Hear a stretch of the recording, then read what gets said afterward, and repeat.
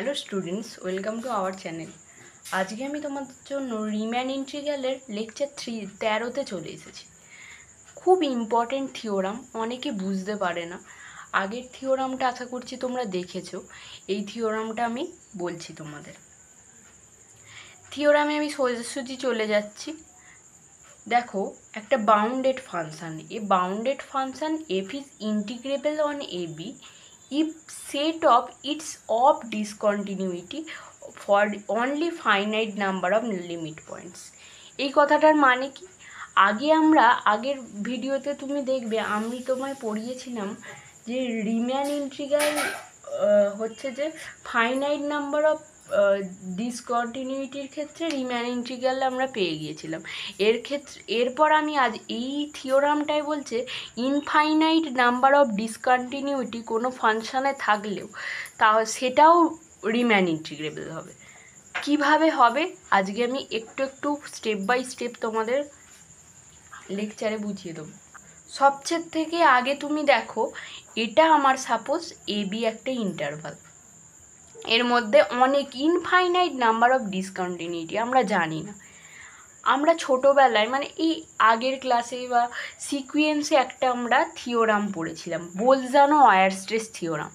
তো বোলজানো-ওয়ারস্ট্রেস থিওরাম কি বলেছিল যে যদি কোনো infinite number of discontinuity bounded ফাংশানে থাকে তাহলে লিমিট পয়েন্ট ফাইনাইট হবে, ফাইনাইট লিমিট পয়েন্ট সেখানে থাকবে। এটা আমরা বোলজানো-ওয়ারস্ট্রেস, তার মানে বোলজানো-ওয়ারস্ট্রেস থিওরামে আমরা কি পড়েছিলাম। আচ্ছা, আমি জানি ওগুলোর ভিডিও করিনি, আমি পরবর্তীকালে করে দেবো। বোলজানো-ওয়ারস্ট্রেস থিওরাম থেকে আমি কি জেনে এলাম এইমাত্র তোমাদের বললাম, সেখানে ফাইনাইট সংখ্যক লিমিট পয়েন্ট থাকবে। তো আমি সেই ফাইনাইট লিমিট পয়েন্টগুলোকে ডিনোট করে দিচ্ছি। লেট A1 A2 এরম করে করে AP b finite number of limit point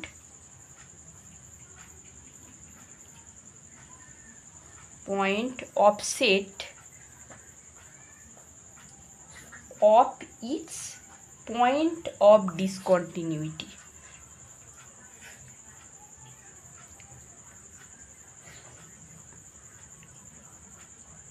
তাহলে এগুলো হচ্ছে আমার ফাইনাইট ইনফাইনাইট ডিসকন্টিনিউটির ফাইনাইট পয়েন্টগুলো, এটা ঠিক আছে। এইবার তো এখানে আমার লিমিট পয়েন্ট থাকবে, লিমিট পয়েন্টেরও ডেফিনেশন আমি পড়াইনি, এগুলো সব পড়িয়ে দেবো আস্তে আস্তে। এখানে দেখো A1 একটা লিমিট পয়েন্ট, A2 একটা লিমিট পয়েন্ট। আমি কি করছি A1 A2 A3 এরম করে করে এর সাব ইন্টারভাল নিচ্ছি, যতগুলো ফাইনাইট লিমিট পয়েন্ট তাদের আন্ডারে আমি কি করছি তোমার সাব ইন্টারভাল নিয়ে নিচ্ছি। কেস 1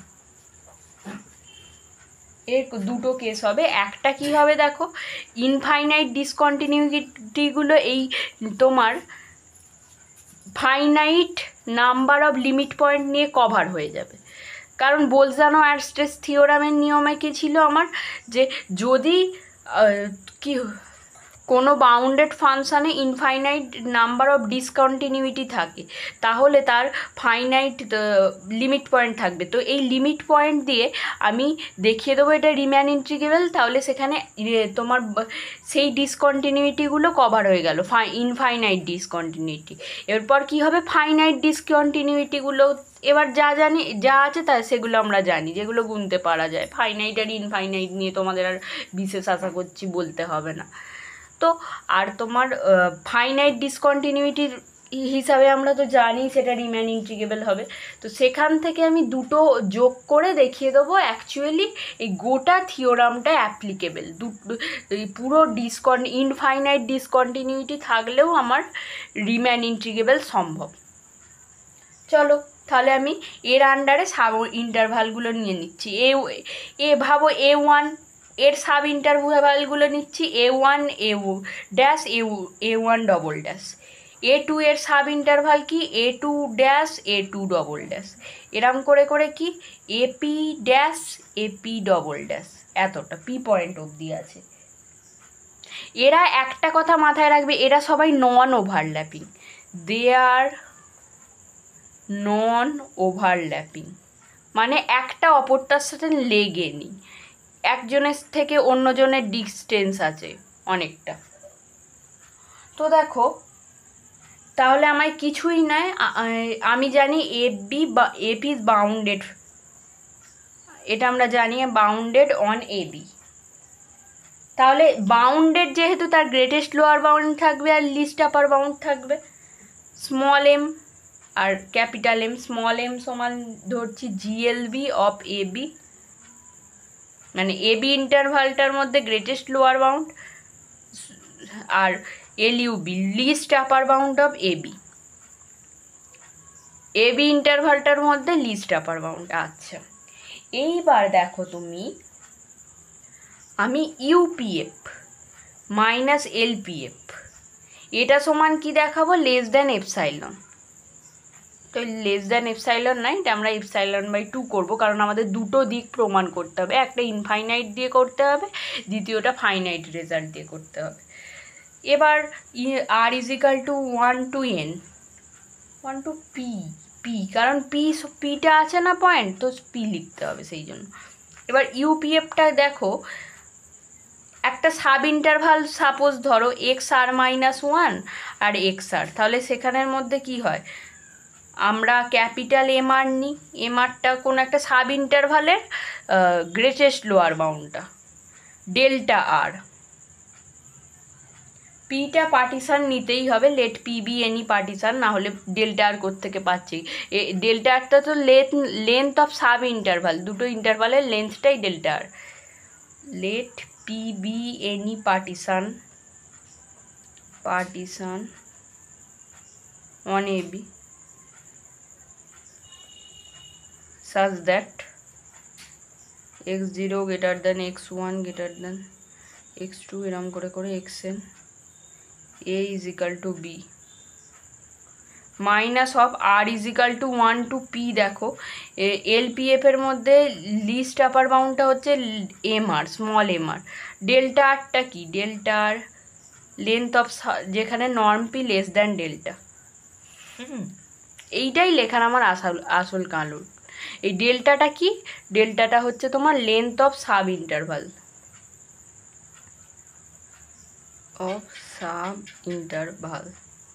যদি এগুলো না জেনে থাকো অবশ্যই আগের ভিডিওগুলো তুমি দেখে নাও, না হলে কিন্তু বোঝা খুব মুশকিল হবে। R is equal to 1 to p। এবার দেখো এটার থেকে এটা বড়, এটা একটা প্রপার্টিতে আছে MR minus MR, small MR, delta আরটাকে আমি কমন নিতে পারি। এইবার দেখো অ্যাকচুয়ালি কি, এইখানে আমার সাব ইন্টারভালগুলোর যদি যোগফলটা গ্রেটেস্ট লোয়ার বাউন্ড আর লিস্ট আপার বাউন্ডের বিয়োগ, অ্যাকচুয়ালি কি হচ্ছে, এটা greatest lower list upper bound minus GLB greatest lower bound, এদের দুজনের বিয়োগফলটা হচ্ছে।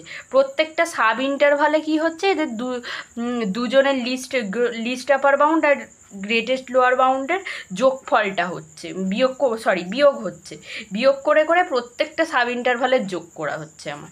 তো এইটা সাপোজ বি আর এ এই ইন্টারভালটার থেকে বড়, এর জিএলবি আর এর লিস্ট আপার বাউন্ডটা থেকে ছোট।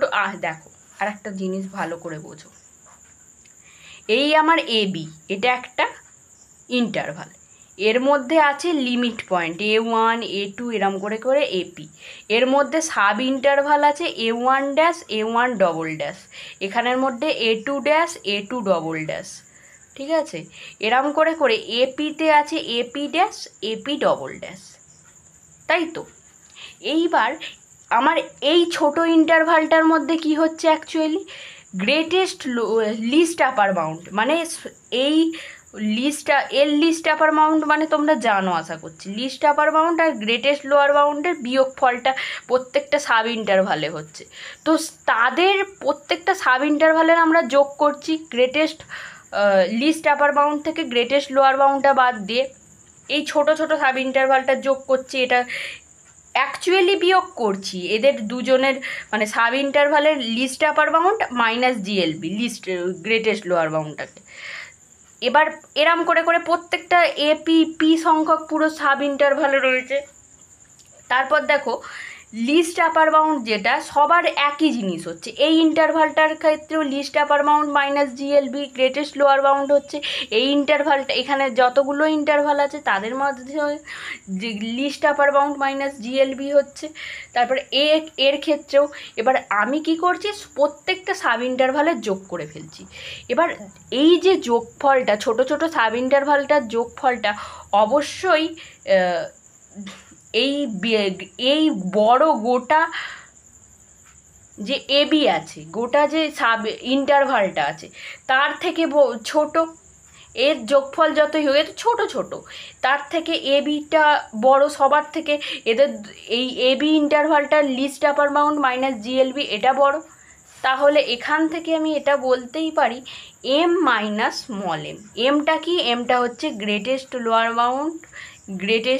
বাউন্ড অফ এবি, আর স্মল এমটা হচ্ছে GLB, least upper bound of AB. Del R is equal to 1 to p del আর।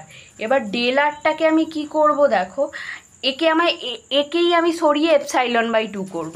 ধরে নিই we choose r is equal to 1 to p del r less than epsilon by 2 small m minus m. কেন, এটাকে আমায় হাঁটাতে হবে। তো দেখো করো, small m minus m epsilon by 2 m minus m. 2 দিয়ে ভাগ করছি কারণ দুবার আমাকে করতে হবে, সেখান থেকে মানে এপসাইলনটাকে নিতে আবার ধরতে হতো, সেই জন্য আমি একেবারে 2 দিয়ে করে দিয়েছি। তোমরা এটা পরেও চয়েস করতে পারো, তোমাদের ব্যাপার। কেস 2। এবার দেখো এখান থেকে আমি কি বলে দিলাম তাহলে, UPF minus LPF less than epsilon by 2। এইবার তুমি দেখো এখানে আমার ইনফাইনাইট নাম্বার অফ ডিসকন্টিনিউটি কি হয়ে গেল, কভার হয়ে গেল। কারণ বোলজানো ওয়ারস্ট্রেস দিয়ে আমি বলে দিয়েছি finite number of limit point আছে, সেখান দিয়ে আমি ইনফাইনাইট ডিসকন্টিনিউটি তোমার কভার করে দেখিয়ে দিয়েছি।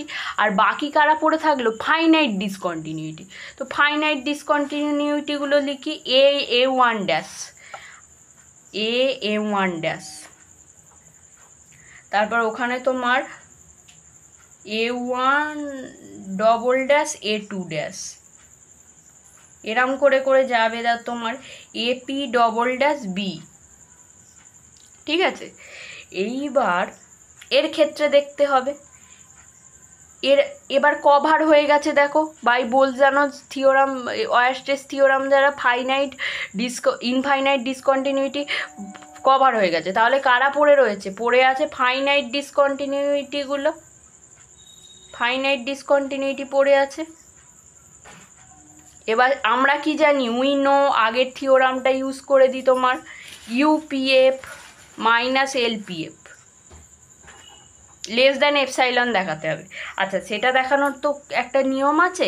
এখানে দেখো A1 ড্যাশ, এরম করে করে কতগুলো এলিমেন্ট আছে, এর মধ্যে P+1 পিখানা আছে আর এই পয়েন্টটা এক্সট্রা আছে, তাহলে এখানে P+1 খানা পয়েন্ট আছে, হ্যাজ P+1 পয়েন্টস। এইবার ইউপিএফ মাইনাস এলপিএফটা কি হচ্ছিল তোমার, একটার ক্ষেত্রে হচ্ছে, একটা এই ইন্টারভালটার ক্ষেত্রে আমি বলতে পারি লেস দ্যান এপসাইলন, এটার ক্ষেত্রে বলতে পারি। কিন্তু এরম করে করে P+1 খানা পয়েন্ট আছে, তাহলে P+1 ইন্টু এপসাইলন। এবার এপসাইলন আমি যা খুশি চয়েস করতে পারি, 2/P+1। এবার কাটাকুটি করে দাও, এপসাইলন বাই 2 হলো। এখান থেকে আমি দেখো এখানে ফাইনাইট ডিসকন্টিনিউটির ক্ষেত্রে এইগুলো পেয়ে গেছি, ইনফাইনাইট ডিসকন্টিনিউটির ক্ষেত্রে এটা পেয়ে গেছি। তাহলে আলটিমেটলি কি পেলাম, UPF minus LPF, infinite discontinuity plus finite discontinuity, epsilon by 2 plus epsilon by 2 সমান epsilon, UPF minus LPF less than epsilon.